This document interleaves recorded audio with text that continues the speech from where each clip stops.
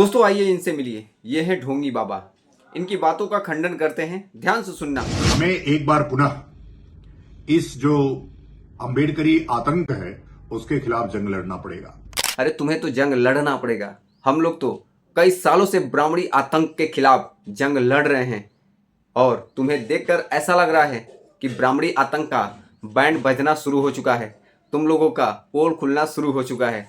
तो हम लोग अब सही दिशा में चल रहे हैं। यह जो SC ST एक्ट है उसके खिलाफ आजादी का जंग लड़ना पड़ेगा। हाँ, क्योंकि तुम लोग अभी कम शोषण कर पा रहे हो ना। जब से SC ST एक्ट लागू हुआ है तब से तुम लोगों का कोई चारा चल नहीं पाता है। जब भी तुम लोग SC ST के ऊपर शोषण करते हो, सोशल मीडिया पर वायरल हो जाते हैं, तुम लोगों की गिरफ्तारी हो जाती है, जेल हो जाते हैं, है ना। तो उसको तो तुम लोगों को हटाना ही चाहिए, क्योंकि उसके बिना तुम लोग शोषण नहीं कर पाओगे, उनके साथ भेदभाव नहीं कर पाओगे, छुआछूत नहीं कर पाओगे, उन्हें गुलाम नहीं बना पाओगे, उन्हें बदुआ मजदूर नहीं बना पाओगे, है ना।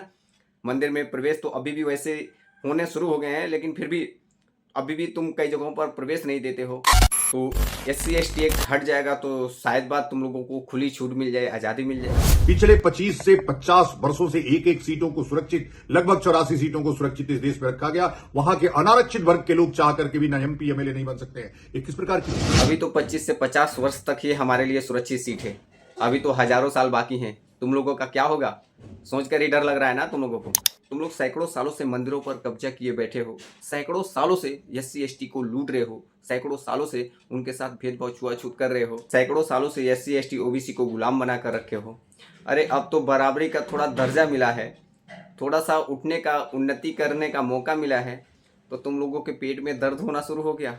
आज़ादी चाहिए। वाह रे वाह। ये कैसी व्यवस्था है? यह वही तो है जो 1919 में सेपरेट एलोक्ट्रेट दिया गया। ये वही तो है जो 1909 में मुस्लिम लीग को सेपरेट एलोक्ट्रेट दिया गया। ये वही तो है जिसको अंबेडकर बार बार मांग रहे थे। ये वही तो है। अंतर इतना ही हुआ कि उसमें केवल दलित मतदान करने वाले थे, इसमें हम भी मतदान तो कर सकते हैं लेकिन चुनाव नहीं लड़ सकते। और ध्यान से सुनना आप लोग, क्योंकि ये जो टॉपिक लेकर आया है, बीच में घुसेड़ दिया है इसने। ये टॉपिक बहुत गंभीर है। बाबा साहेब और गांधी के बीच, मिस्टर गांधी के बीच क्या क्या वार्ता हुआ था, पूना पैक्ट कैसे हुआ था, और गोलमेज सम्मेलन में क्या क्या बातें रखी गई थी। बाबा साहेब ने डबल वोट देने का अधिकार दलितों को दिया था। ये सब टॉपिक थोड़ा लंबा है, लेंथी है। वीडियो को अंत तक देखना और पूरा ध्यान से सुनना, है ना। मैं पूरा टॉपिक बताऊंगा क्या क्या हुआ था उस समय गोलमेज सम्मेलन में। तो थोड़ा लॉन्ग वीडियो होगा, जाना नहीं, है ना। गोलमेज सम्मेलन में मुस्लिम, सिख, ईसाई, एंग्लो इंडिया और दलित वर्ग, ये लोग अपने अधिकारों के लिए अलग अलग मांग कर रहे थे जब गोलमेज सम्मेलन में। और वो मांग क्या थी, मैं आपको ये पोस्टर दे रहा हूँ, गोलमेज सम्मेलन में क्या क्या उन लोगों ने मांग की थी, तो आप पढ़ लेना इसे, है ना, क्योंकि वीडियो और ज़्यादा लॉन्ग हो जाएगा।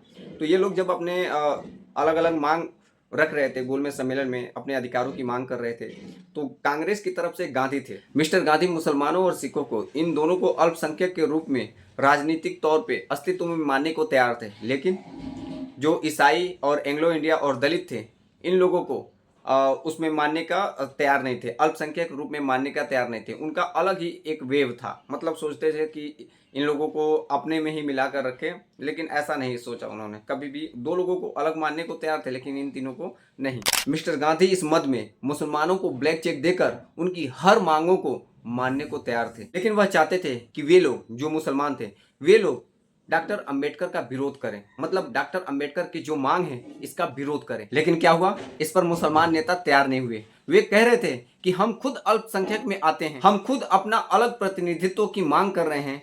एक अल्पसंख्यक वर्ग होकर हम दूसरे अल्पसंख्यक वर्ग का विरोध कैसे कर सकते हैं। 14 अगस्त 1932 को ब्रिटिश प्राइम मिनिस्टर के द्वारा ब्रिटिश शासन की ओर से भारत में कम्युनल अवार्ड और उसके माध्यम से प्रथम निर्वाचन के हक देने की घोषणा की गई। इस घोषणा से मुसलमानों व अछूतों को प्रांतीय असेंबली व केंद्रीय लोकसभा में अपनी अपनी अधिक आबादी वाले क्षेत्र में अपने अपने प्रतिनिधि खड़े करने और उन्हें मात्र अपने अपने वोटों से जिताने का हक मिला। मतलब समझे, मतलब इसका यह है कि जहां पर भी मुसलमानों और अछूतों के जनसंख्या ज्यादा है, वो लोग अपने नेता खुद चुने, मतलब उनके वोट जहां पर ज्यादा हैं अपना नेता चुनकर भेजे असेंबली में, ऐसा इनका कहना है। इतना मिलने के बाद आगे लिखते हैं कि इसके साथ ही अछूतों को एक दूसरा भी वोट करने का अधिकार मिला।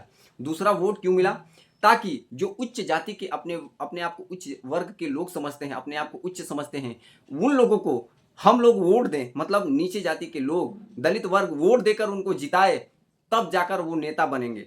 ऐसा दूसरा वोट देने का अधिकार मिला, मतलब उच्च जाति को वोट देने का अधिकार मिला, हिंदुओं को, जैसे उस समय के ये हिंदू थे। तो इनको वोट देकर जिताने का दूसरा हम लोगों को मिला, SC ST OBC को, मतलब दलितों को ये अधिकार मिला दूसरा वोट करने का। एक वोट करने का अधिकार वो था जो सिर्फ अपने समाज के नेता खुद चुने, अपने जहां पर जनसंख्या ज्यादा है अपना नेता चुने, और दूसरा वोट वो मिला कि उच्च वर्ण के व्यक्ति को हम ही लोग चुनेंगे, मतलब SC ST दलित लोग ही चुनेंगे तभी वो नेता बनेंगे। दूसरा वोट का अधिकार वो मिला। दूसरे वोट से क्या हुआ? दूसरे वोट से ये हुआ कि जो उस समय के अछूत थे, दलित वर्ग के लोग थे, उनको जब दूसरा वोट का अधिकार मिला तो उसमें अछूतों के अंदर बहुत से परिवर्तन हुए, बहुत से सुधार हुए। लेकिन क्या भाई ऐसा हो सकता है? नहीं, ऐसा होने ही नहीं दिया ना इन लोगों ने। उच्च जाति के जो लोग थे इनको ये बर्दाश्त नहीं हुआ। इसलिए बर्दाश्त नहीं हुआ भाई, इनको अगर जीतना है तो इनको अछूतों के गांव में जाना पड़ेगा, दलितों के बस्तियों में जाना पड़ेगा, इनको प्यार से बोलना पड़ेगा, मिठास बोलना पड़ेगा, छुआछूत जो है ये मिटा कर बोलना पड़ेगा, इनके वहाँ खाना पीना करना पड़ेगा, रोटी बेटी का संबंध भले ही ना हो लेकिन खाना पीना तो खाना ही पड़ेगा। इस वजह से इनके अंदर इनका जो भावना है वो आहत होने लगी। तो इन लोगों ने क्या किया आगे सुनो। लेकिन ऊंची जाति के हिंदू उस समय इस बात को बर्दाश्त करने का तैयार नहीं थे कि वह चुनाव में अछूतों के वोटों की कृपा से जीते और उनके अछूत बस्तियों में जाकर वोटों के लिए उनकी खुशामद करनी पड़े, है ना। फिर आगे क्या होगा? इसी वजह से तो पूना पैक्ट होता है। गांधी आमरण अनशन पर बैठ जाते हैं और उसी के लिए मांग करना शुरू कर देते हैं कि अंबेडकर जो दूसरा ये वोट करने का अधिकार है इसको हटाओ हटाओ हटाओ। आमरण अनशन पर बैठ जाएंगे तो बाबा साहेब भी सोचेंगे ये बुढ़ा मर जाएगा, क्यों एक कलंक लेकर ढोना, या अभी तक तो इतने अच्छे से चलता आया है। और ये गांधी जो मिस्टर गांधी हैं ये आमरण अनशन पर बैठ गए हैं। तो भाई आमरण अनशन हटाने के चक्कर में बाबा साहेब को जाकर इनसे मिलना पड़ा और वो दूसरा वोट का अधिकार हटाना पड़ा, और उसी के कारण के वजह से बाबा साहेब चुनाव हार गए थे। एक कांग्रेस की तरफ से एक अछूत व्यक्ति को ही खड़ा किया गया बाबा साहब के विपक्ष में, और जो उस समय के उच्च जाति व्यक्ति थे, हिंदू अपने आप को बोलते थे, उनके समर्थन से उस बाबा साहेब को हरवा दिया गया। मतलब देख रहे हो, अगर बाबा साहेब के पास वो दूसरा वोट करने का अधिकार उनको मिला होता तो क्या बाबा साहेब हारे होते?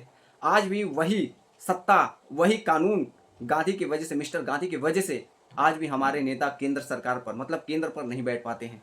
क्यों? क्योंकि आज भी पूरा सत्ता इन्हीं उच्च वर्ण के हाथों में है। इसमें आगे क्या लिखा है ध्यान से सुनना, पूरा कहानी के तौर पर समझो, जानोगे तभी आप दूसरे से तर्क कर पाओगे, वैसे नहीं कर पाओगे। क्या लिखते हैं?